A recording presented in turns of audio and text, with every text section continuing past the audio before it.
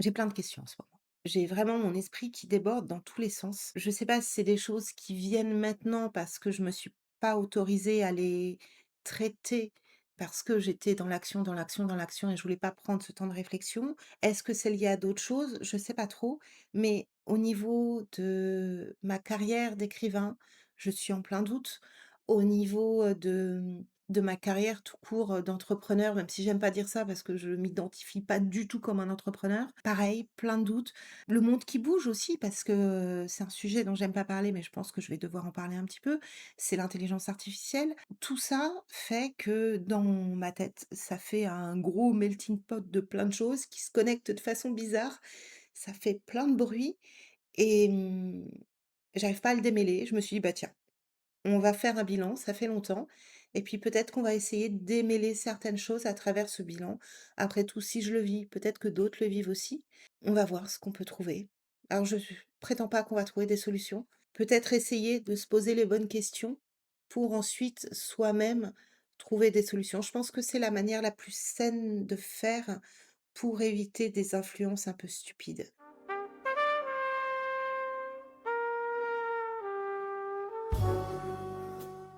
Alors, c'est parti pour, l'ensemble des interrogations que j'ai. Elles tournent autour de 2 sujets principalement. D'un côté, l'IA et je vais commencer par ça et de l'autre, c'est le bruit ambiant.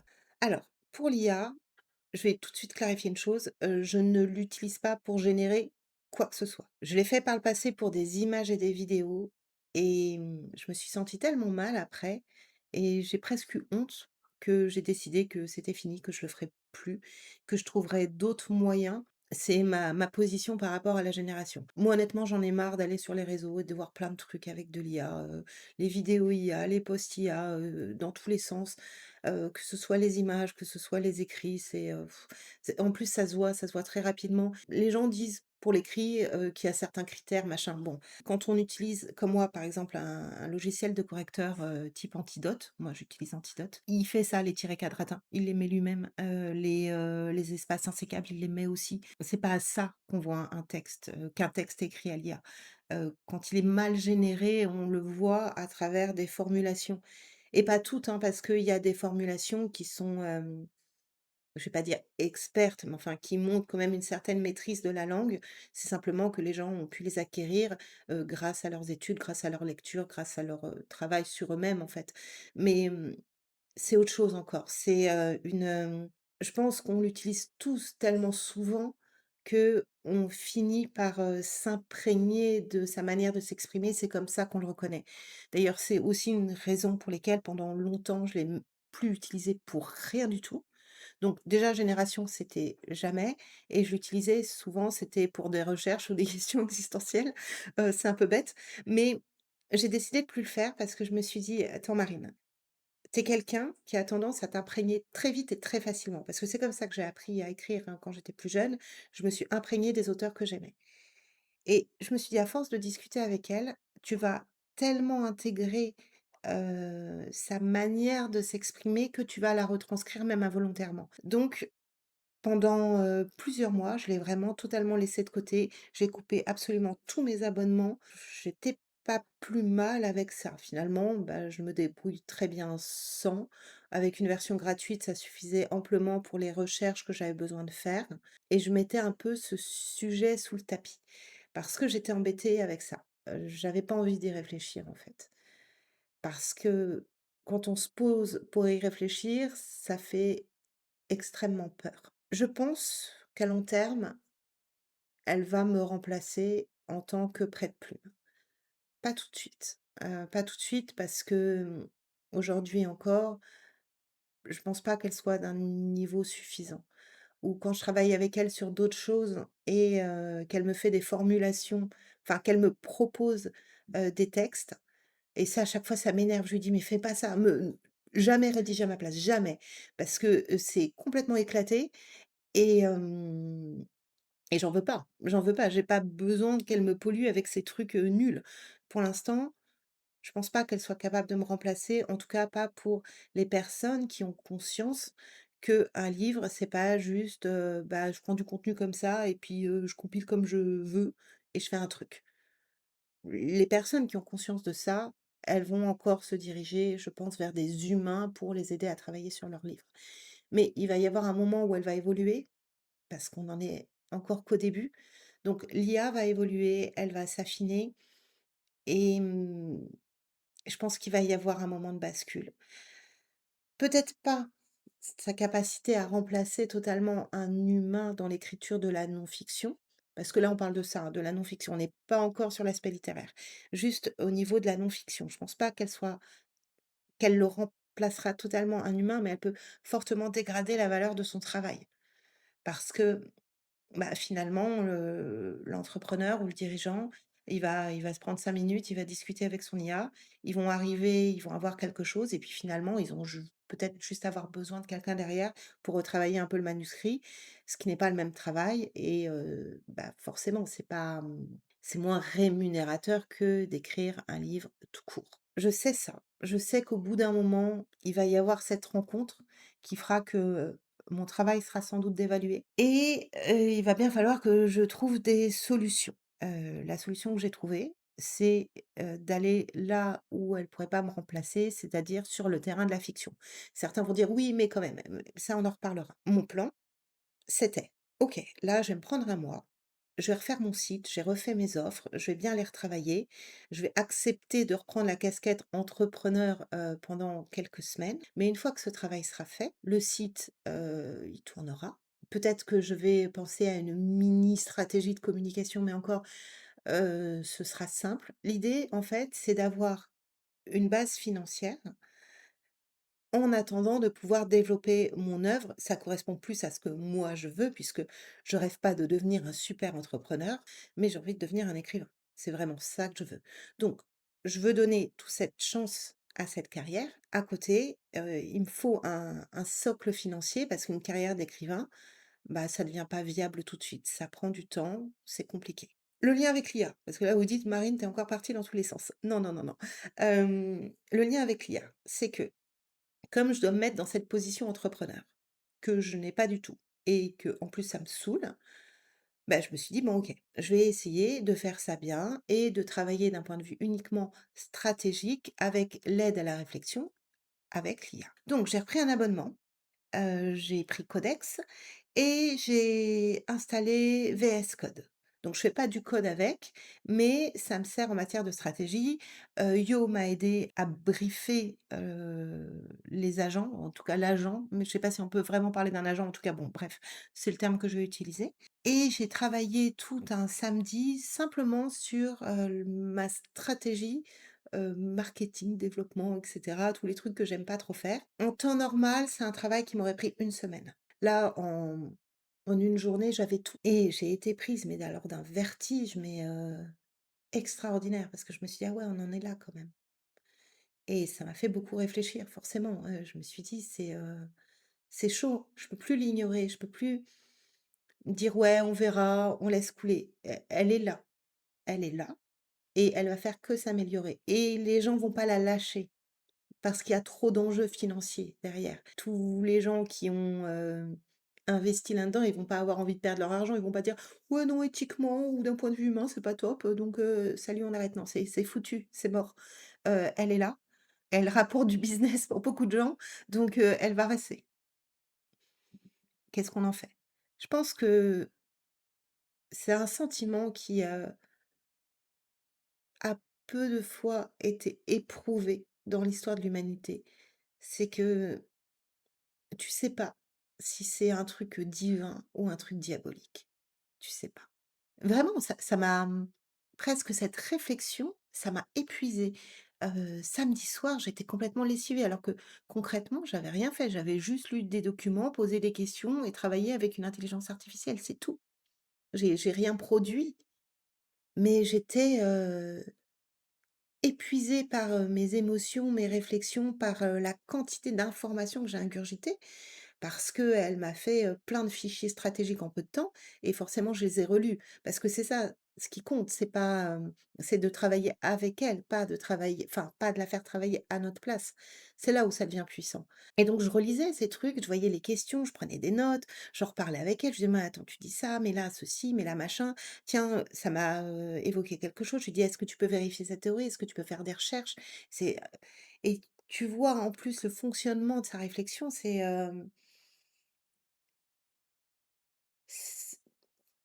tu ressors perplexe. Tu mets ça avec un humain, parce qu'il faut un humain et en fait, il en faut même 2, je pense.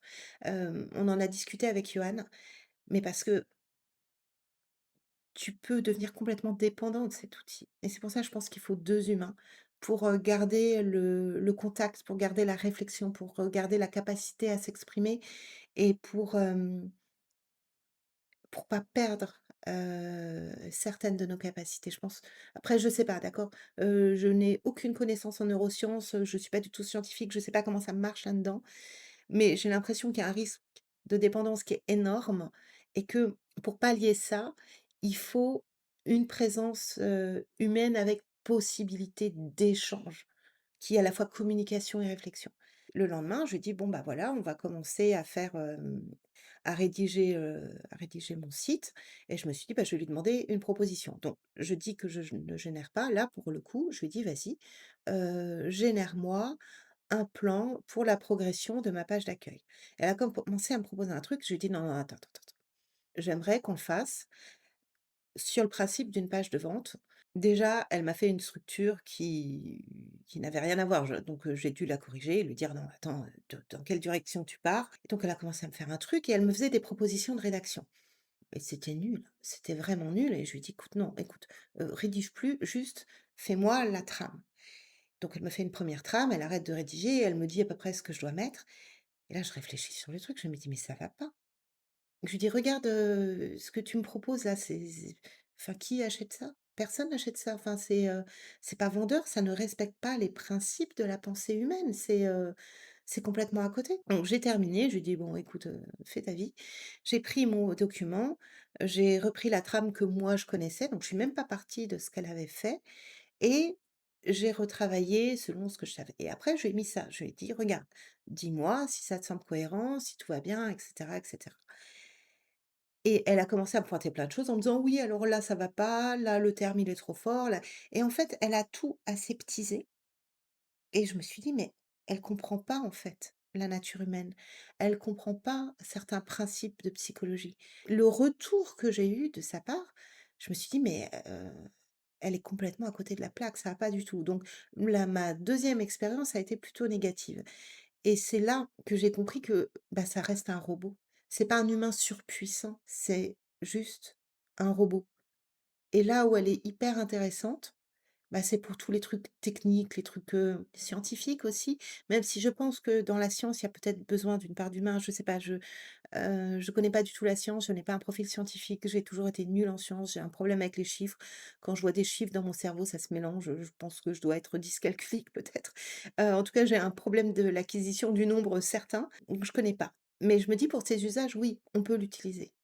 Mais pour tout ce qui va être ce qu'on appelle sciences humaines, je pense que c'est un leurre et qu'on va droit dans le mur en fait en faisant ça. Donc finalement, ça me rassure peut-être un peu. En tout cas, ça me rassure pour ma carrière d'écrivain. Pour ma carrière d'écrivain, j'estime qu'elle n'a que peu d'impact. Elle a peu d'impact parce que j'aime écrire.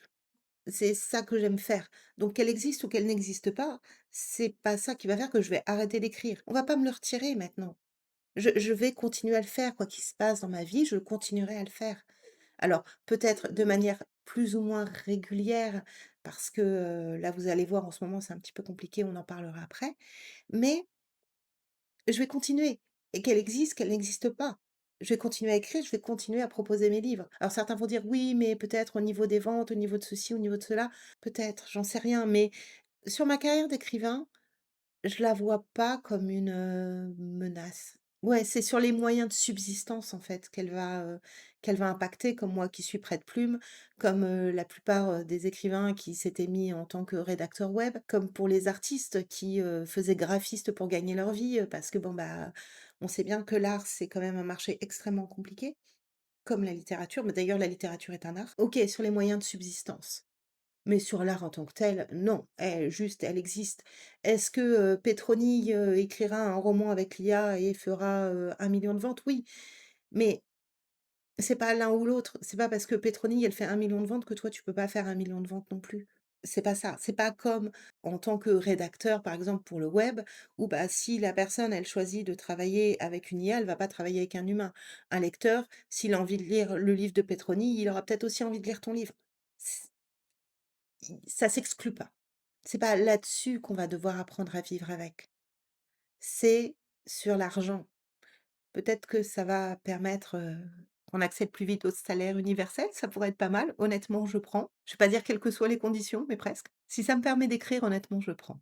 C'est l'évidence à laquelle je me suis rendue ces derniers temps. Parce que je vous l'ai dit, hein, j'ai été, extrêmement perturbée sur plein de choses et je crois qu'on peut clore le sujet de l'IA et partir, en fait, sur la le deuxième problème que j'ai eu qui a été le problème du bruit ambiant. C'est quelque chose dont j'avais pas vraiment conscience. Je voyais bien que j'étais un peu polluée par mes propres pensées. Ça, j'étais OK avec ça. Je m'en suis rendu compte, quand même assez vite. Mais j'avais pas conscience du bruit extérieur. Alors peut-être parce que j'ai toujours vécu un peu, dans une bulle. Et là, en ce moment, je m'en rends compte. Et ce bruit-là, il vient de plusieurs choses. Donc, de moi-même, des proches et aussi des réseaux. Alors je vais te dire les réseaux de manière extrêmement large et je pense même que ça va plus loin que juste les réseaux, en fait. Je pense que c'est tout le côté, communication publicitaire.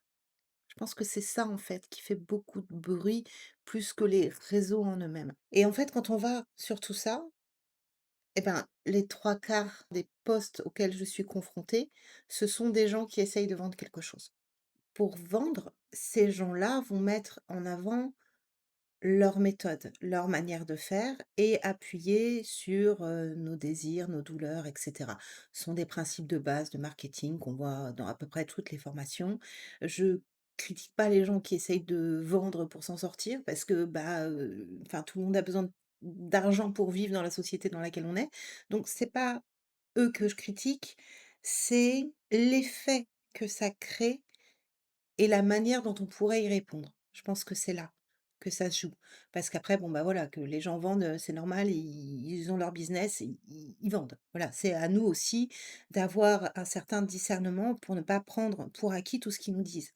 Parce qu'ils nous disent plein de choses. Ils nous disent, «Il faut faire comme ci, il faut faire comme ça, il faut écrire ceci, il faut écrire cela, il faut, telle image, tel procédé. Ah attention, vous croyez que en fait il faut, mais en fait non, parce que ma super méthode qui nana sans machin truc». Et ça nous abreuve, ça nous abreuve, ça nous abreuve, ça nous abreuve et finalement on se retrouve avec plein de bouts de méthodes qui souvent ne sont pas structurés. C'est pas structuré autrement que le besoin d'être commercial. Donc intellectuellement ça l'est pas. Et finalement on se retrouve avec une information qui est, gigantesque. On ne sait plus quoi croire, on ne sait plus quoi faire et on est paralysé. Alors je dis «on», peut-être qu'il y a que moi toute seule dans mon coin qui suis trop bête en fait pour m'en sortir avec tout ça, j'en sais rien. Mais c'est, vertigineux et finalement on se dit: «Ouais, mais ce gars-là ou cette fille-là qui a réussi à faire ça, ça et ça. Si elle a réussi, normalement, si je fais comme elle, bah, je vais réussir aussi. Donc hop, on va tenter ça. Ce gars-là, il a l'air quand même super fort en marketing, il connaît pas mal de trucs et il a une grosse communauté, il réussit bien et tout. Bah, peut-être que je vais suivre son conseil et que je vais faire ce qu'il dit». Et à force de faire tout ça, eh ben, il y a une sorte de perdition. C'est plus qu'une perdition. Je pense que c'est plus grave pour un artiste, c'est un enfermement. Je me suis sentie enfermée. Et ça, je l'ai vu avec, Roman 2. Parce qu'en ce moment, j'ai des gros, gros, gros soucis avec Roman 2, j'y arrive pas. Et je pense que j'ai commis une erreur stratégique dès le départ. Pour revenir en arrière, 2025, je termine mon premier roman qui est un roman d'horreur. J'ai adoré écrire ce roman d'horreur. C'était dur, hein, il y a vraiment c'était compliqué parce que j'ai déjà expliqué plusieurs fois, je suis une trouillarde finie donc ça a été compliqué à plein de niveaux.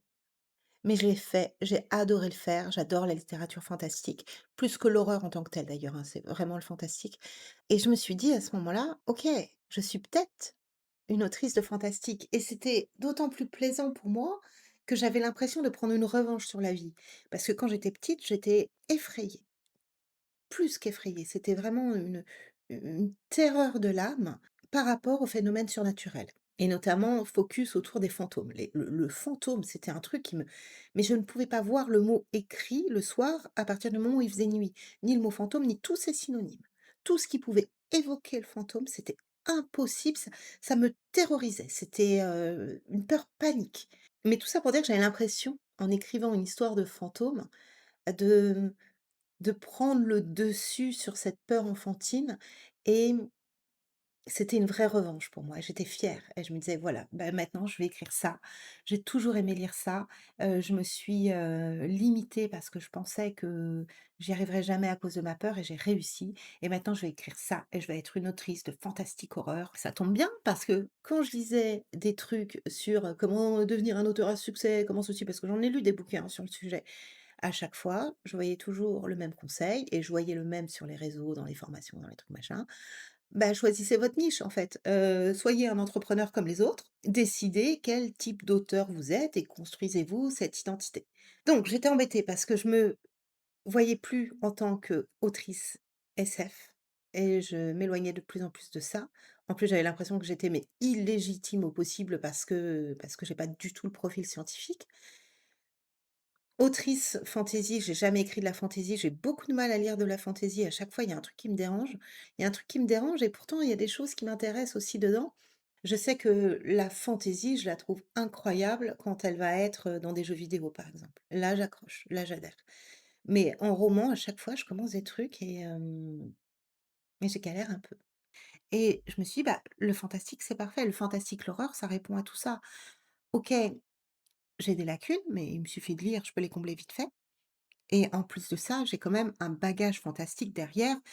Bon, voilà, je connais quand même mes classiques du genre. Donc, OK, c'est ça. Je vais faire ça et je vais suivre tous les bons petits conseils, des formateurs et des influenceurs et cetera et je vais me construire une identité autour de ça. Alors c'était déjà compliqué parce que, mmh, voilà, vous voyez à peu près la tête que j'ai.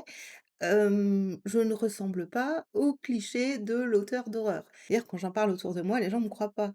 Ils me disent: «Non, toi, tu ça?» «Bah, oui, moi j'écris ça». Mais ils sentent bien que ça colle pas. Puis en plus, quand je leur dis que j'ai peur et que je le fais quand même, ils me disent enfin ils bug. J'ai eu l'exemple il y a quelques semaines où j'étais avec, une jeune fille en train de discuter et ouais, elle a pas compris. Elle a dit: «Mais enfin, qu'est-ce que tu fous Marine, en fait?» et je et je me suis dit: «Bah, elle a peut-être raison, qu'est-ce que je fous, en fait?» et donc j'ai passé, cette dernière année, alors quand je dis cette dernière année, on va dire depuis juin 2025, à essayer d'entrer dans un personnage que je n'étais pas. À essayer de, construire une image qui ne me correspondait pas et à m'enfermer dans une inspiration. Alors que tout le monde me disait: «Non, ça c'est dingue, hein». Tout le monde, tout le monde, tout le monde. Yo, il m'a dit: «Qu'est-ce que tu fais?» J'ai même pas osé en parler à Houssen parce que je savais qu'il allait me dire: «Marine, là, tu vas aller dans le marécage, les trucs négatifs, la glu et tout, fais pas ça». Même moi, j'étais en mode, ouais, mais est-ce que je peux vraiment y aller à fond? Comment est-ce que je réagis par rapport à ma foi chrétienne? Comment est-ce que je réagis par rapport aux différents, entre guillemets, «enseignements spirituels», auxquels j'ai pu adhérer? Parce que là, on est quand même dans du sombre. Enfin, il y avait, une inadéquation. Il y avait quelque chose, il y avait un grain de sable, en fait. Et je voyais et je continuais et j'avançais et j'avançais et j'avançais et j'avançais. Et finalement je me suis tellement avancée là-dedans, que lorsqu'il m'est apparu de plus en plus clair que peut-être qu'il fallait pas que je fasse ça et peut-être qu'au roman 2 fallait que j'arrête, bah, j'ai voulu continuer. Parce que je me suis dit: «Ouais, mais tu as peut-être un roman qui va être publié. Peut-être que si ça intéresse la maison d'édition, elle va vouloir te re-signer sur le même genre de livre. Donc c'est peut-être une opportunité que tu manques. Et puis tu as participé là à ce concours pour une nouvelle, c'est quand même un concours prestigieux». Enfin, je sais pas si le concours est prestigieux, mais en tout cas les membres du jury sont prestigieux.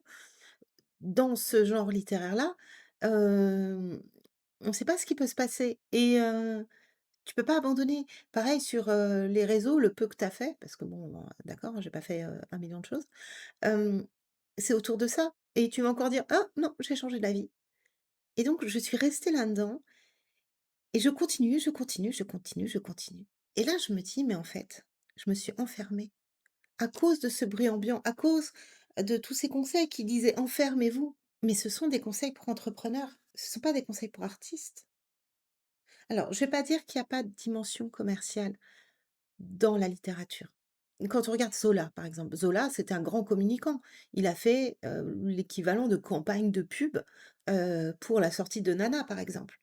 Et même avant, les auteurs devaient se vendre. Ils devaient se vendre à des mécènes, hein, pour obtenir, l'argent qui tombe là en échange de 2-3 services et puis eux, ils écrivent leur œuvre et ils participent au rayonnement de la personne de leur mécène. Donc ça a toujours existé.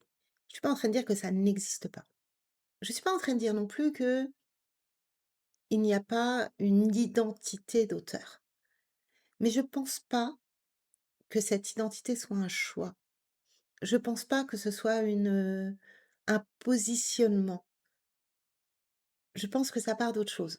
En tout cas, pas un positionnement tant qu'on comme on nous le présente aujourd'hui.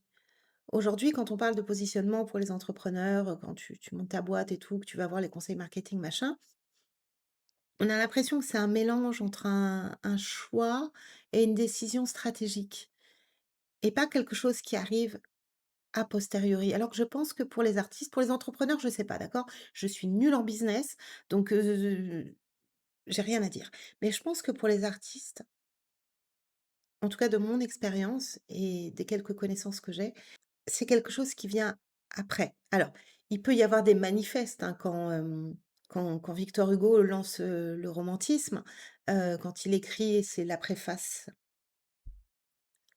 de Cromwell. Quand il écrit la préface de Cromwell, hem, il pose les bases d'une esthétique, on va dire d'une identité, même si c'est plus en termes d'esthétique, hein, qu'il pense qu'en termes d'identité.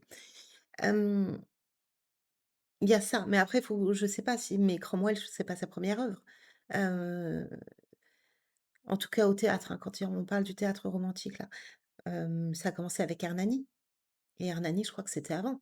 Donc il peut y avoir cette construction qui peut être théorisée par la suite ou peut-être même au niveau des prémices, mais je pense qu'on est moins dans un manifeste vendeur que comme dans une volonté de défendre une rupture avec ce qui se faisait avant. On est plus dans cette optique-là et c'est pas du tout la même chose. Je suis tombée dans ce piège-là, en essayant de construire quelque chose, même si ça partait d'un constat, ça restait quelque chose de très construit et je me suis enfermée et perdue là-dedans. Si bien que j'ai voulu persévérer, persévérer, persévérer, persévérer et avec tout ce bruit, j'ai fini par en oublier ce que je voulais vraiment écrire. Pas pour coller à une identité, hein, pas pour avoir un aspect marketing ou quoi que ce soit, pas pour ça. Juste, qu'est-ce que moi j'avais envie d'écrire? Vraiment. Si je retire tout le bruit, il reste quoi? Qu'est-ce que j'écris? Est-ce que j'écris un roman d'horreur jeunesse? Non, non, j'écris pas un roman d'horreur jeunesse. Est-ce que je reprends La Clairière et j'écris un roman, horreur adulte? Non, j'écris pas La Clairière. Ça m'intéresse pas La Clairière. C'est un exercice de style, La Clairière. Toute mon œuvre, horreur fantastique, c'est un exercice de style. Alors j'y mets des choses dedans. Dans La Clairière, ça traite quand même de certaines problématiques qui sont assez difficiles. Je les exorcise, je pense que c'est ça, en fait. À travers le fantastique, j'ai cherché surtout à m'exorciser moi. Mais est-ce que c'est l'œuvre que je veux construire? Alors que j'ai toujours été contre ça. J'ai toujours été contre la thérapie des auteurs dans une œuvre. Toujours. À chaque fois, ça me gêne et ça me met mal à l'aise. Et c'est ce que je suis en train de faire. En tout cas, à La Clairière, clairement, c'était ça. Qu'est-ce que je fais? Alors oui, l'évidence, c'est bah, tu arrêtes. Tu n'écris plus de fantastique si tu n'as pas envie d'écrire de fantastique. Ça veut dire que Roman 2, qui est un roman jeunesse, que j'ai travaillé, travaillé depuis des mois. J'ai un tiers du premier jet, j'ai refait l'intrigue 3 fois. Le premier jet, je dis que c'est un premier jet, mais j'ai réécrit 3-4 fois. Est-ce que j'accepte de prendre ça et de le laisser de côté et de dire: «Non, je n'écrirai pas ce roman»? parce que ce sera une petite histoire pour enfants qui sera sans doute mignonne, qui parlera de certaines thématiques, oui, bien sûr, ça transparaît toujours, il y a toujours une thématique. Mais est-ce que c'est une grande œuvre? Non, c'est un petit exercice de style. La Clairière, est-ce que c'est une grande œuvre? Non, c'est un petit exercice de style et j'ai envie d'écrire des grandes œuvres. J'en ai envie parce que j'aime être, confrontée à des grandes œuvres. Cette réflexion, j'ai commencé à l'avoir, je crois que c'était au mois d'avril, où j'ai regardé la série qu'ils avaient faite, sur, Dune. En soi, la série, il y avait des trucs, c'était nul. Toute l'histoire avec la princesse là, la princesse son garde du corps, ça m'a saoulée. Mais j'ai trouvé l'univers tellement riche, tellement vaste. J'ai adoré et je me suis dit: «Waouh, ça c'est une grande œuvre». Alors sans doute que le livre est encore plus grand, d'accord, mais on sentait la matière derrière de la grande œuvre. Je me suis dit: «Ça, c'est une grande œuvre».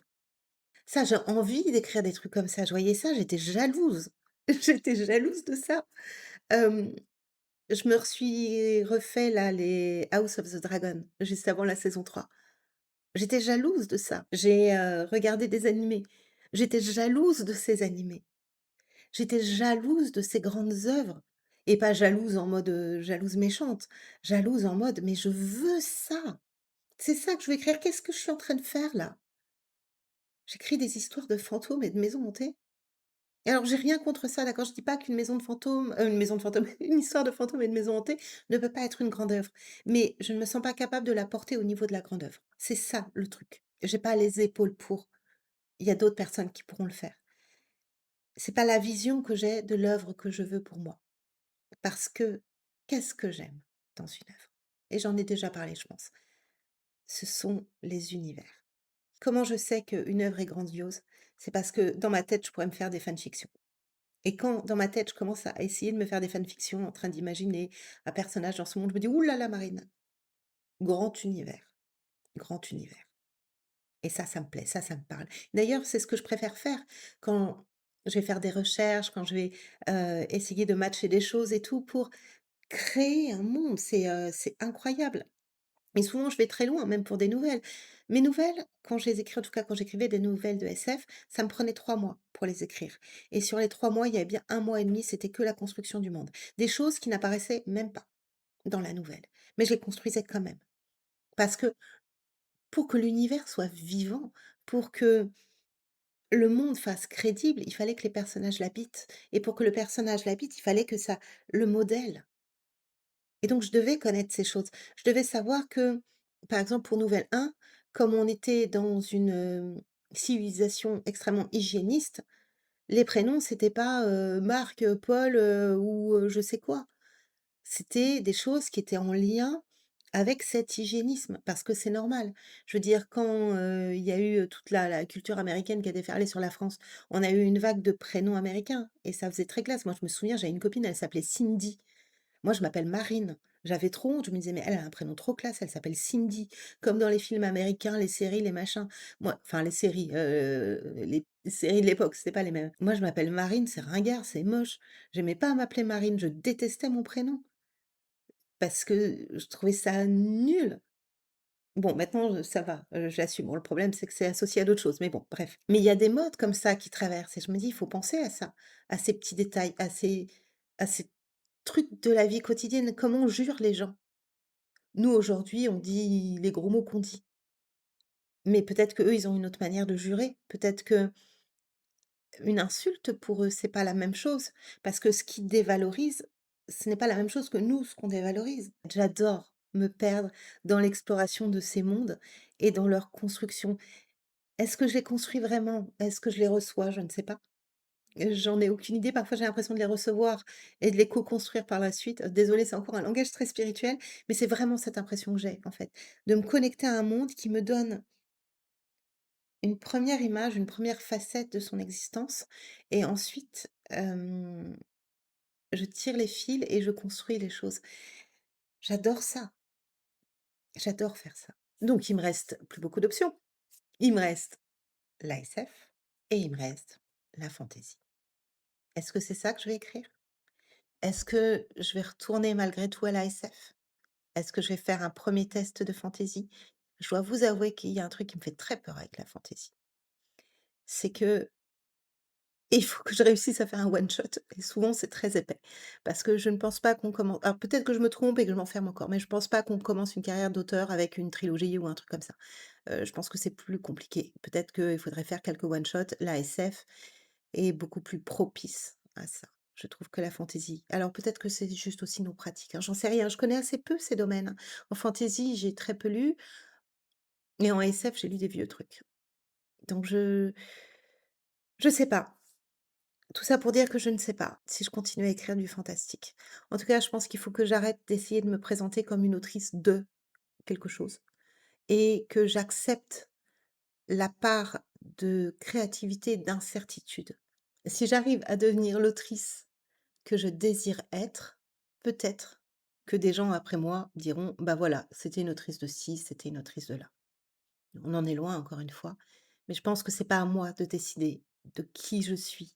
En tant qu'artiste, en tant qu'écrivain, mon rôle, c'est simplement de produire, même si j'aime pas ce terme, de produire des œuvres, de proposer des œuvres.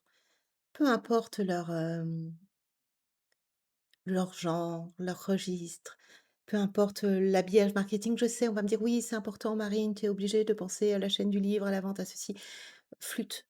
Mon rôle en tant qu'artiste, c'est de faire des propositions artistiques. C'est tout.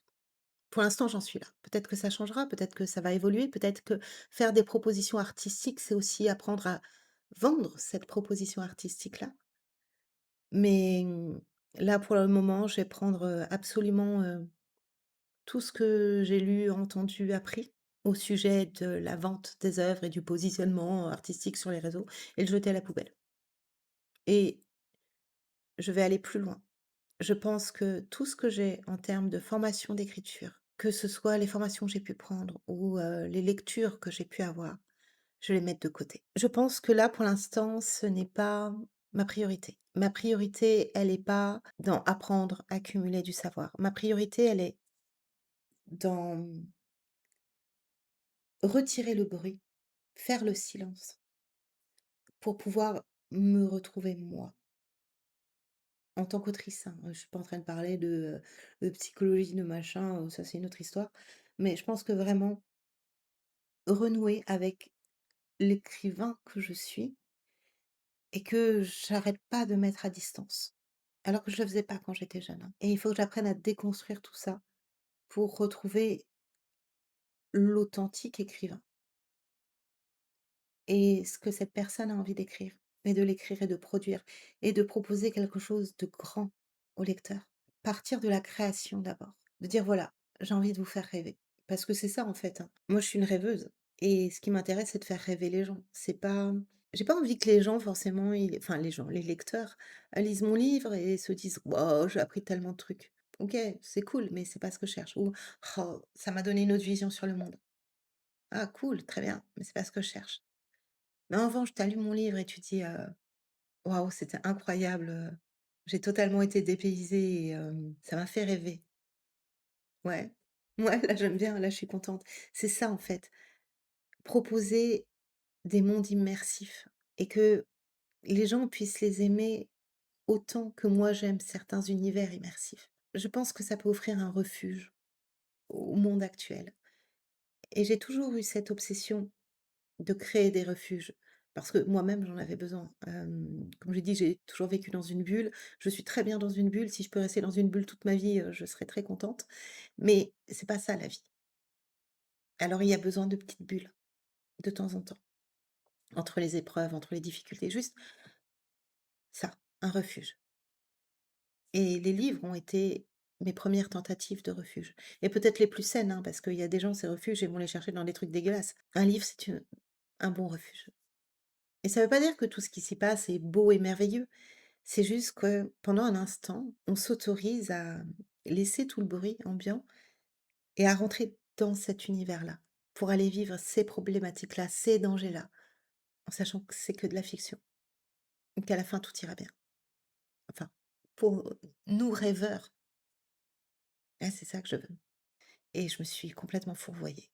Je pense que je vais enfin prendre la décision que je devais prendre depuis longtemps, c'est-à-dire, abandonner Roman 2. J'abandonne Roman 2. Je ne m'identifie plus à une autrice de fantastique. Je suis un écrivain et on verra bien ce que je vais proposer. Je terminerai bien là-dessus, j'ai encore plein de choses à dire, mais je pense que je vais les laisser de côté. Et puis, maintenant que tout ça est acté, bah, on va essayer de devenir un grand écrivain.